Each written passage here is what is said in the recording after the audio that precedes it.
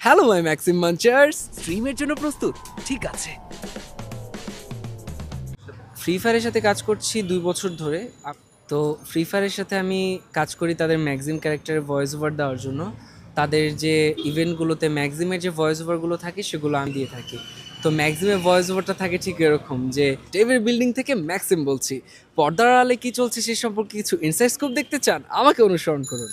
তো ফ্রি ফায়ারের ভয়েস ওভারগুলো এরকম থাকে আর কি। এবং আমি আসলে ম্যাক্সিম ক্যারেক্টারটা সেটা হচ্ছে আপডেট সম্পর্কিত তথ্যগুলো আর কি ফ্রি ফায়ার প্লেয়ারদের দিয়ে থাকে। তো এটা নিয়ে আমি আর কি কাজ করি ফ্রি ফায়ারের সাথে কাজ করছি 2 বছর ধরে। আমার বয়স যখন 16, তখন থেকে আমি ফ্রি ফায়ারের সাথে কাজ করেছি।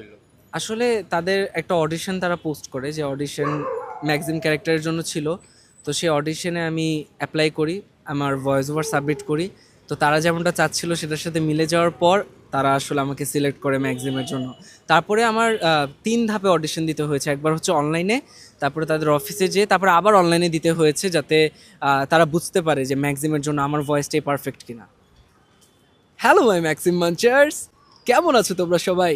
আজকে আমি তোমাদের জানাবো নতুন আপডেট সম্পর্কে। তো সবাই আমার সাথেই থাকুন, ম্যাক্সিমের ব্লগের সাথেই থাকুন। তো ম্যাক্সিম আসলে মানে কনসেপ্ট এরকম যে ম্যাক্সিম ব্লগ করে দেখাচ্ছে ফ্রি ফায়ারের আপডেটগুলো আর কি। তো তাদের সাথে কাজ করে মোটামুটি ভালোই লেগেছে, কারণ আমি গেম খেলি না।